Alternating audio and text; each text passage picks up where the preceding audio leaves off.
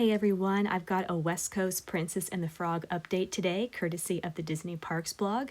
So apparently Disneyland's Tiana's Bayou Adventure, which only just started receiving its floral foliage atop its described salt dome, is extending its reach deeper into Critter Country via two new themed gift shops and ultimately closing the land for the summer.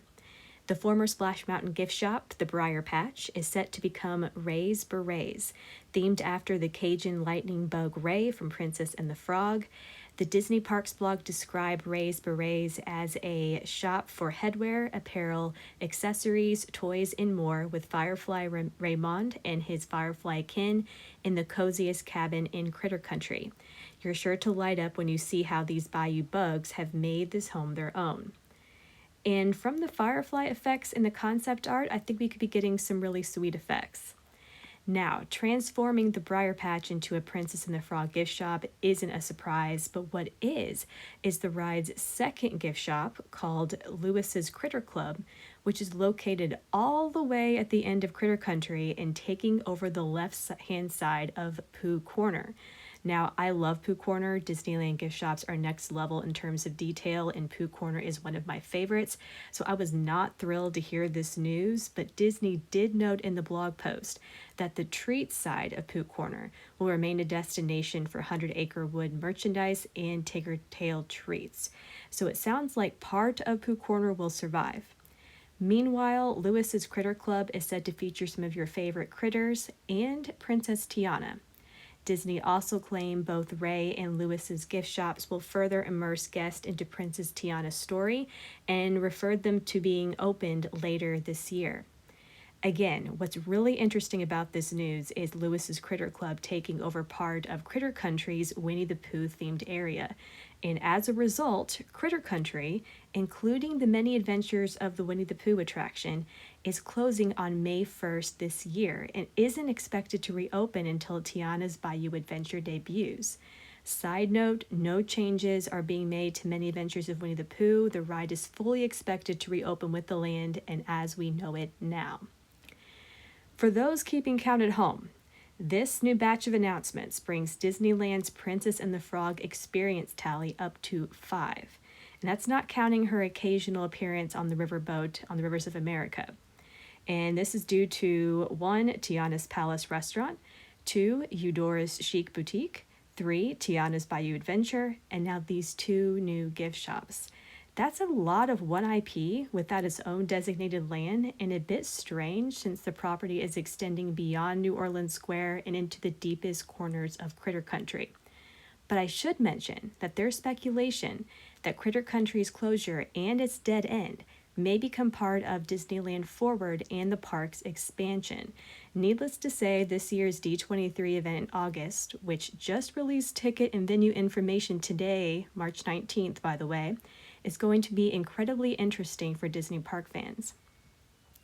But for now, the focus and the linchpin of it all is Tiana's Bayou Adventure. And in the Disney Parks blog post, Disney reiterated and doubled down on various ride details. And so I sorted through the blog and recent press releases to break down what we know we're getting from Disney's new ride for 2024.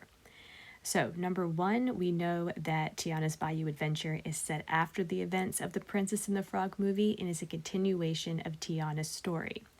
Number 2, according to Disney, we will join Princess Tiana, who's being brought to life via a new state-of-the-art audio animatronic, and the jazz-loving Lewis. It really sounds like these 2 are our main protagonists throughout the ride, and there is a mention of Prince Naveen, but I don't think he'll have a leading role.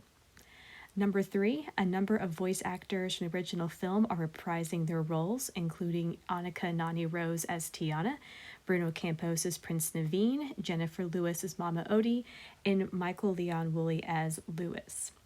Number 4, Disney claimed that Eudora, Tiana's mom, Charlotte, Tiana's best friend, and Prince Ralphie will be present as well. Number 5, we know we're getting several new characters, or as Disney has been describing them as critters, which is how I think Disneyland is making that Critter Country connection. And from what has been said so far, they consist of an otter, a rabbit, a beaver, and a turtle. Number 6, the ride is set during Mardi Gras, and the plot is an adventure through the Bayou to prepare for a celebration. Disney previously alluded to a hunt for a secret ingredient, which is why Tiana and us guests go into the bayou. However, I haven't heard Disney really mention this in a while or focus on this, or her Tiana's Foods and Neighborhood Co-op despite it being featured on construction walls. Not sure if that was just too much story and it was getting confusing or not. We will see.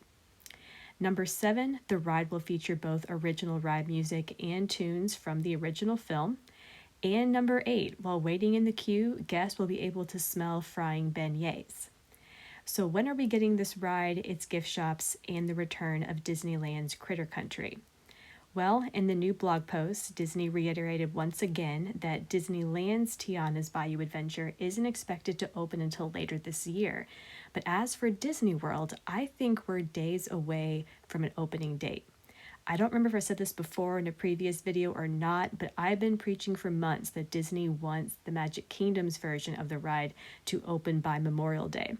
I know Disney claimed the ride opens summer of 2024, but summer in Disney speak can mean May all the way through September. And in 2022, Disney gave Guardians of the Galaxy Cosmic Rewind a summer opening window only for it to open on Memorial Day weekend. The reason why I think this is Disney has been putting cosmetic touches on its rides since January and has been testing ride vehicles for weeks. Also in January, Disney invited reporters to check out the ride, something I don't think they would do if there wasn't enough to see inside. And then there's the fact this is not a new ride. It's technically a reskin of a tried and true ride system, which has significantly cut down prep time compared to brand new attractions with brand new tech. Lastly, Disney needs something to promote for the summer vacation season, especially after Tron failed to deliver last year and summer 2023 wasn't nearly as busy as anticipated. So again, I'm planting my flag on Memorial Day weekend opening for Tiana's Bayou Adventure, and since D23 is hosting a Princess and the Frog event this Saturday, March 23rd in New Orleans, I think that's when we're going to get that official opening date announcement. Will I be right? Will I be wrong? We'll see, but I'm hoping for sooner than later for that date. We're also supposed to be getting a new look at the ride during this event, and I'm extremely curious to see how the Disney community will respond and if it meets their expectations. As for Disney World's Princess and the Frog gift shops, Disney has yet to provide any details, but during my last visit to the Magic Kingdom, I actually went and checked out the currently closed shops, including the East Coast version of the Briar Patch. And the windows are dark, but the window displays showed cooking ingredients, vegetables, which clearly works with Tiana's Foods theme. I'd love to see a raised berets with those potential firefly effects at the Magic Kingdom, but it'll be interesting to see if Imagineering has a different vision for the East Coast. So that's all I have for today. I'm sure I'll be posting about whatever news we get on Saturday, so please stay tuned for that and more Tiana's Bayou Adventure updates in the days to come. And thank you so much for listening.